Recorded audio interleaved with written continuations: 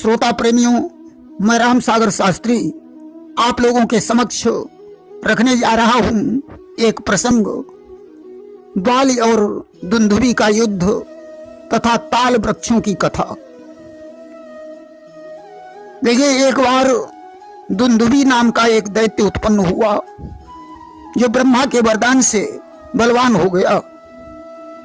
अब तो वह युद्ध करने के लिए अपने समान योद्धा की तलाश करने लगा कि दुंदुभी तनु बल बढ़े अपारा और खोजन लगे वो वीर बलधारा।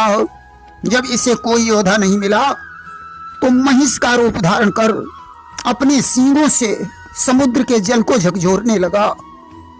अब तो समुद्र में रहने वाले सभी जीव जंतु व्याकुल हो गए कि सिंधु नीर तेहि जाई झकोरा और व्याकुल भयउ जीव जल घोरा। आज समुद्र मनुष्य के रूप में प्रकट हो गया। समुद्र को देखकर दुंदुभी ने कहा, तुम मेरे साथ युद्ध करो। कि करऊ युद्ध या देऊ बताई और जगमा कौन वीर बलदाई। अगर तुम युद्ध नहीं कर सकते हो तो मेरे समान कोई योद्धा बताओ जिससे मैं युद्ध करूं। समुद्र ने हाथ जोड़कर कहा, अरे दैत्यराज, मुझ में इतनी सामर्थ्य कहां है जो आपके साथ युद्ध करूं। आप तो ब्रह्मा के वरदानी और परम बलवान हैं। आपका जोड़ तो हिमालय पर्वत से बनता है कि जगमा वाही वीर बलदाई और हिमी गिरते ठानऊ रण जाई। हिमालय ही संसार में बलवान है। आज हिमालय का नाम सुनकर दुंदुभी वहां से भाग खड़ा हुआ, हिमालय के पास पहुंचा कि हिम गिरते ठानो रण जाई और कहो तू कही तेहली न उठाई। आज इसने हिमालय को अपने दोनों सींगों पर उठा लिया। हिमालय प्रार्थना करने लगा, दैत्यराज, हमारा तुम्हारा कोई जोड़ नहीं है। अगर आप युद्ध की इच्छा रखते हैं तो पंपापुर चले जाइए, वहां आपकी भेंट बाली से हो जाएगी, वही आपसे टक्कर ले सकता है। कि हिम का प्रभु पंपापुर जाही और मिलई बाली कछु संशय नाही। दुंदुभी ने तो सोच ही रहा था कोई लड़ने वाला मिले। आज इसने हिमालय को छोड़ दिया और पंपापुर को भाग खड़ा हुआ। कि पंपापुर धायो बलधारा और द्वार जाई बाली ही ललकारा। पंपापुर में पहुंचकर इसने बाल को ललकार लगाई कि हे बाल, मैं तुझसे युद्ध करने के लिए आया हूं, जल्दी बाहर निकल और मेरे साथ युद्ध कर।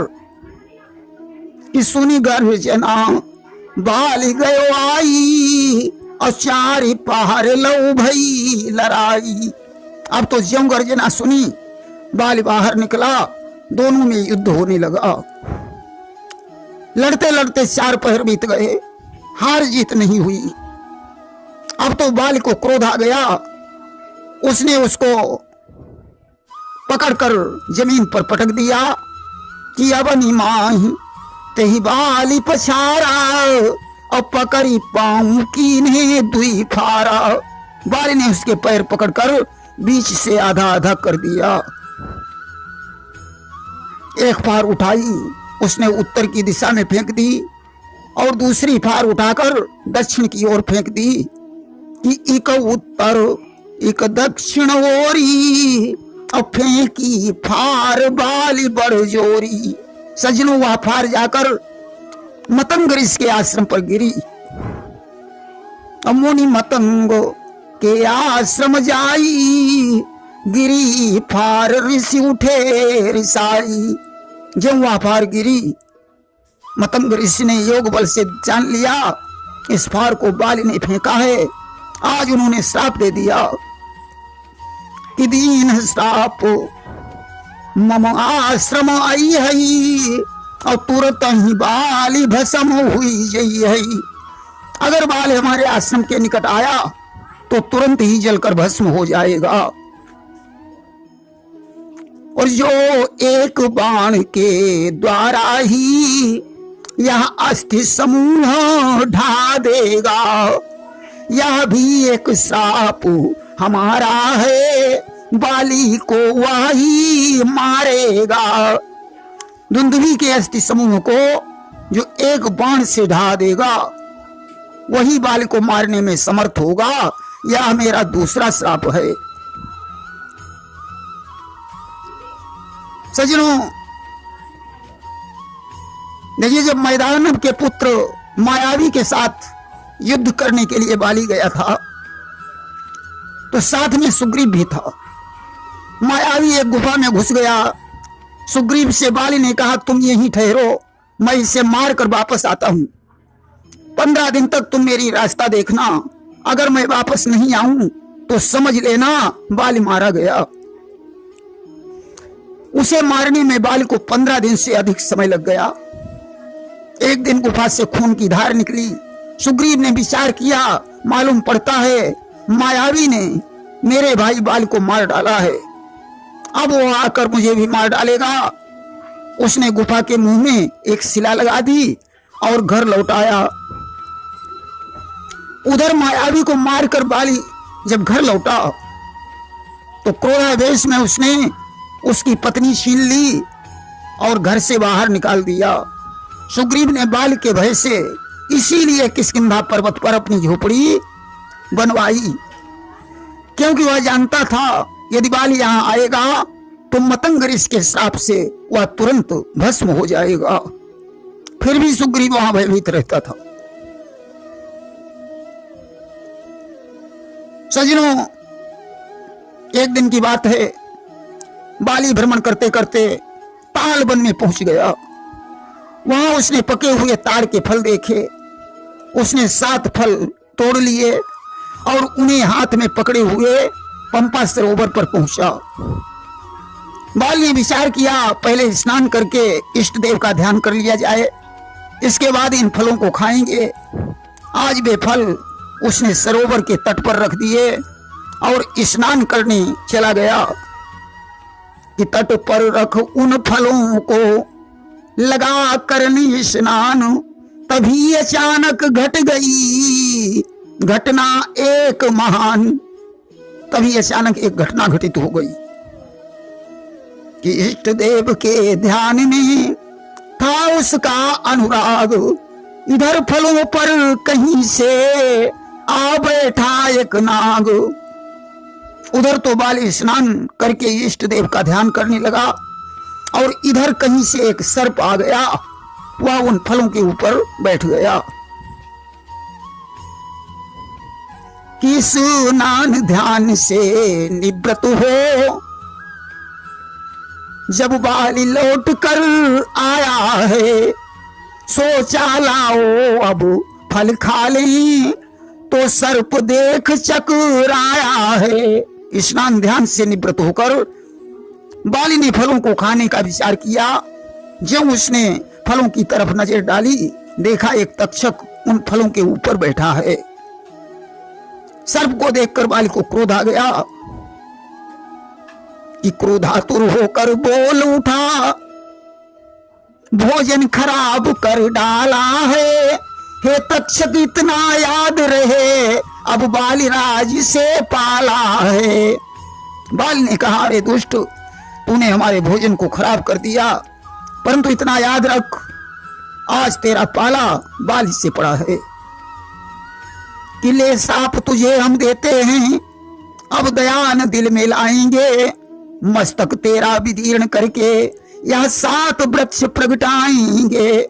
जा, मैं तुझे श्राप देता हूं, ये 7 फल तेरे मस्तक को फोड़कर 7 वृक्षों के रूप में प्रकट होंगे। यह सुनकर तक्षक ने भी बाली को श्राप दे दिया। कि तक्षक बोला उन वृक्षों को जो एक बाण से बेधेगा, मैं भी ये श्राप दे रहा हूं, वही तुझको संहारेगा। जो 7 वृक्षों को एक ही बाण से बेध देगा, वही तुझको मारने में समर्थ होगा। सज्जनों, सुग्रीव इन दोनों रहस्यों को जानता था, क्योंकि बाल और सुग्रीव में पहले बहुत बड़ी मित्रता थी। देखिए, बाल का विवाह सुखेण वैद्य की पुत्री तारा से और सुग्रीव का विवाह गंधर्वराज की पुत्री रूमा से हुआ था। बाल के पुत्र का नाम अंगद और सुग्रीव के पुत्र का नाम दधिवल था। बाल और सुग्रीव का जन्म वानर राज के द्वारा हुआ था। देखिए, सीता हरण के पश्चात जब राम की मित्रता सुग्रीव से हुई तो उसने अपने दुख दर्द की कहानी राम को सुनाई। राम ने सुग्रीव को आश्वासन दिया कि मैं एक ही बाण में बाल को समाप्त कर दूंगा। तो सुग्रीव विचार करने लगा, आखिर राम की बात में कितनी सच्चाई है। तब उसने दुंदुभी के अष्ट समूह और ताल के वृक्षों को दिखाया और कहने लगा, अगर आप सत्य कह रहे हैं तो एक ही बाण में दुंदुभी के अष्ट समूह और 7 ताल वृक्षों को ढहा दीजिए।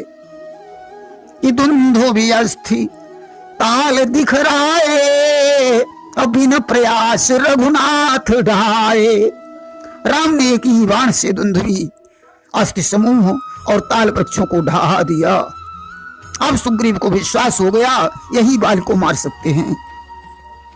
सुग्रीव को माला पहनाकर राम ने बाल से युद्ध करने भेजा और वृक्ष की ओट से बाल के बाण मारा। बाल धराशायी हो गया। उसने राम को देखकर कहा, प्रभु, परमात्मा किसी को मित्र और शत्रु नहीं समझता है, फिर आपने मुझे शत्रु समझकर क्यों मारा? आखिर मैंने आपका क्या बिगाड़ा था? कहा जाता है, संग्राम में जो पीठ दिखाता है उसका वध करना पाप होता है। मेरी पीठ आपकी तरफ थी और मुंह सुग्रीव की तरफ था, फिर भी आपने मुझे मार डाला। मैं तो सुग्रीव से लड़ रहा था, मेरा युद्ध आपके साथ नहीं हो रहा था, फिर भी आपने मुझे मार डाला। मैं कंद मूल का आहार करने वाला प्राणी हूं, फिर भी आपने मेरा वध किया। अरे, मैंने आपकी जर जमीन भी नहीं चुराई, फिर भी आपने मुझे मारा। मैं कोई हिरण भी नहीं था जो मेरी चर्म आपके काम में आ जाती। मैंने आपकी अयोध्या में कोई उत्पात भी नहीं मचाया, फिर भी आपने मुझे मार डाला। क्या सारे कानून संसार के लिए ही बनाए गए हैं? आपके लिए कोई कानून नहीं है? भगवान ने कहा, बाली, कानून सभी के लिए बराबर होता है, परंतु तुमने तो कानून की सारी सीमाएं तोड़ दी। छोटे भाई की पत्नी, बहन और पुत्र वधू इस चारों कन्या के समान होती हैं। तुमने सुग्रीव की पत्नी को छीन लिया। शास्त्र कहता है, इन चारों को जो कुदृष्टि से देखता है उसे मारने में कोई पाप नहीं लगता। बाल ने कहा, तो फिर आपने मुझे व्याध की तरह छुपकर क्यों मारा? भगवान ने कहा, ब्रह्मा जी के वरदान को मैं कैसे तोड़ देता? तुम्हें वरदान था, जो तुम्हारे सामने आएगा उसका आधा बल तुम्हारे अंदर चला जाएगा, इसलिए मुझे छुपकर बाण मारना पड़ा। बाल ने कहा, प्रभु, जब जीव भगवान के सामने होता है तो उसके समस्त पाप नष्ट हो जाते हैं। आप मेरे सामने खड़े हैं, क्या मैं आज भी पापी हूं? भगवान ने कहा, नहीं बाल, तुम स्वर्ग के ही अधिकारी हो, अगर चाहो तो मैं तुम्हें जीवित कर सकता हूं।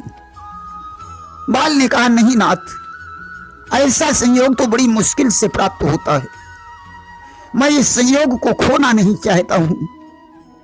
आप मेरे पुत्र को अपना सेवक बना लीजिए और मुझे स्वर्ग जाने की इजाजत दीजिए। अंगद का हाथ पकड़ाया और बाल भगवान का स्मरण करके स्वर्ग को चला गया। बाल की पत्नी तारा विलाप करने लगी। भगवान ने उसे ज्ञान देकर समझाया। बाल की अंतिम क्रिया के पश्चात सुग्रीव पंपापुर के राजा बन गए। प्रेम से बोलिए वृंदावन बिहारी लाल की जय।